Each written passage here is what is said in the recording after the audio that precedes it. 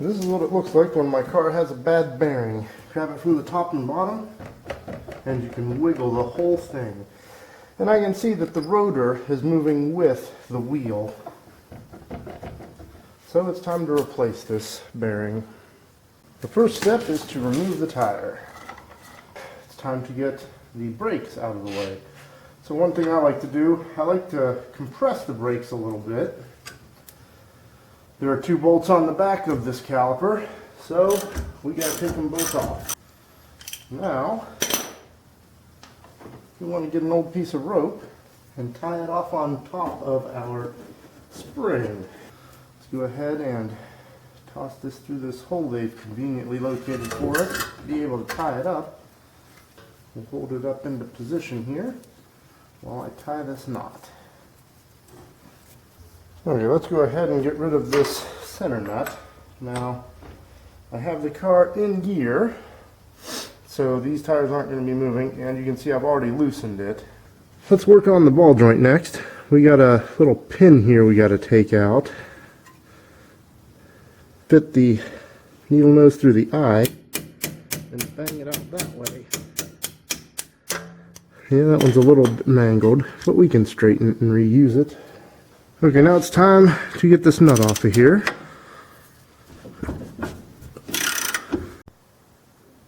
The next step is breaking the ball joint loose. I don't have anything fancy to do this, so what I do, I get a long rod of steel, I place it on the control arm, and then I hit the other end with a sledgehammer.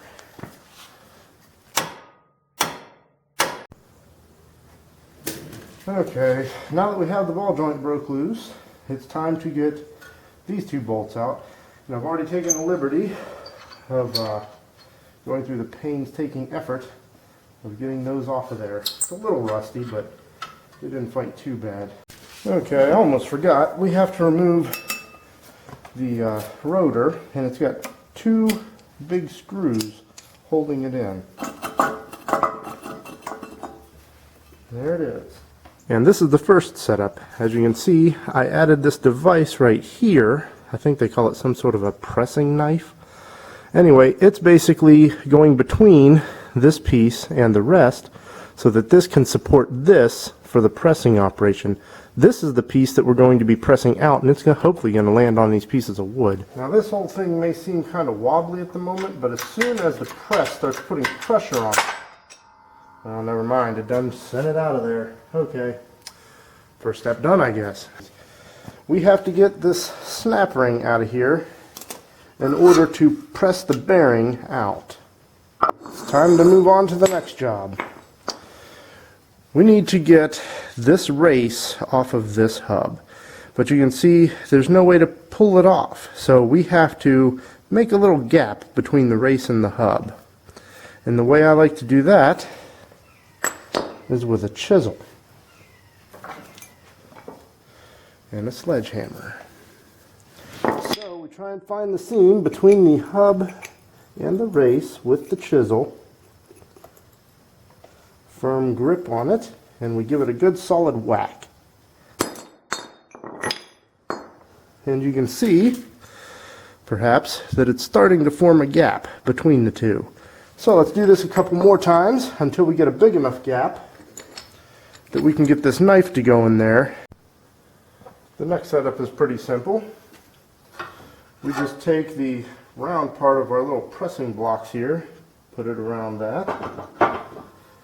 Then we add our other box tubing, which just fits inside here, and we add the 2 little plates on top to give it some strength for the pressing.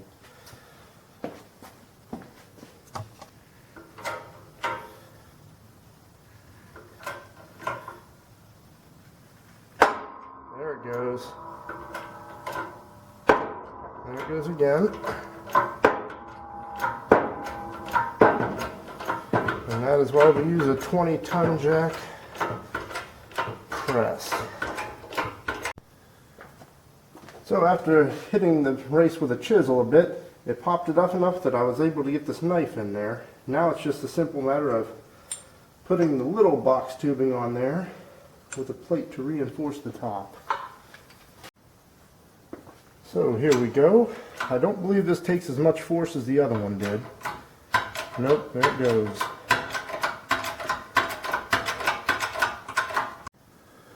Okay, after investigating this a little bit, I see that one half of this is smooth, the other half is just chewed up.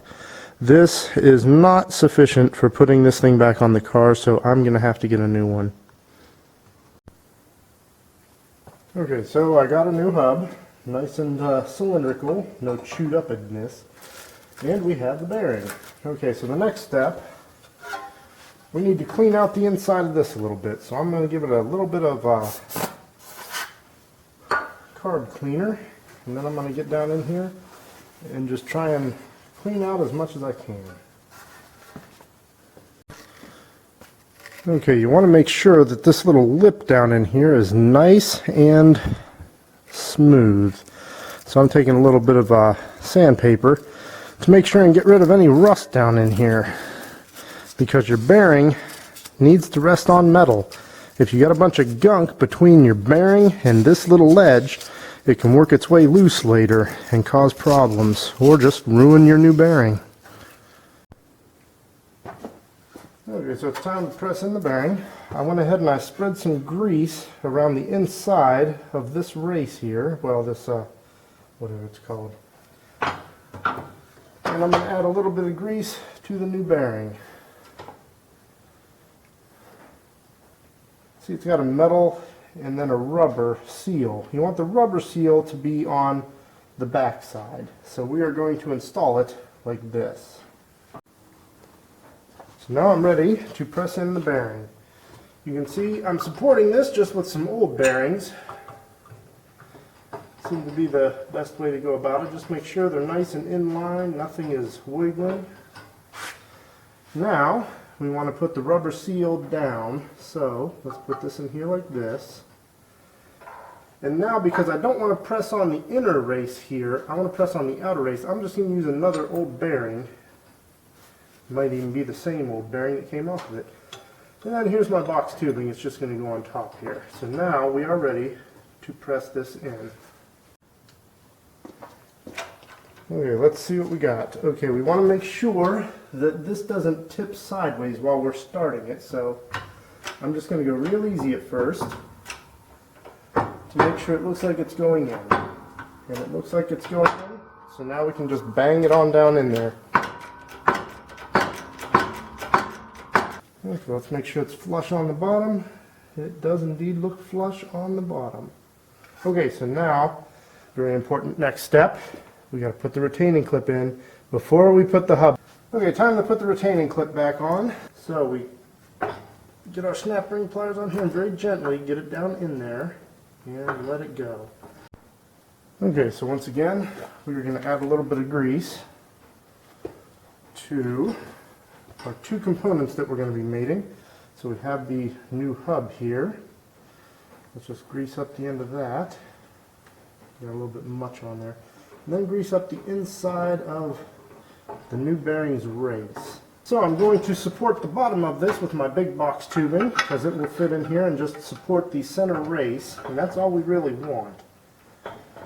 And now, let's put this up here. Once again, make sure you put in your retaining clip.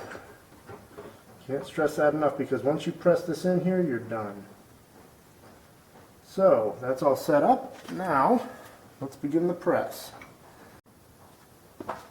Okay, now I want to watch this and very slowly apply pressure, because I want to make sure that this goes straight down in and doesn't get sideways at all. Okay, it appears to have gone down in, so now we just crank it down. Now we do a test here. It's running nice and smooth. Nothing's binding, everything looks good.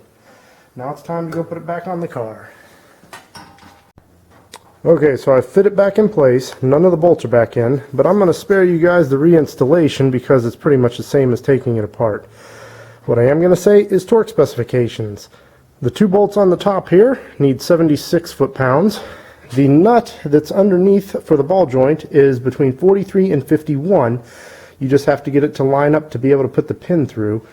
And then the caliper up here, the two big bolts that hold it on, I think have to be 80 foot-pounds. So I'm going to go ahead and put the rest of this back together and consider this project done. Anyway, thanks for watching.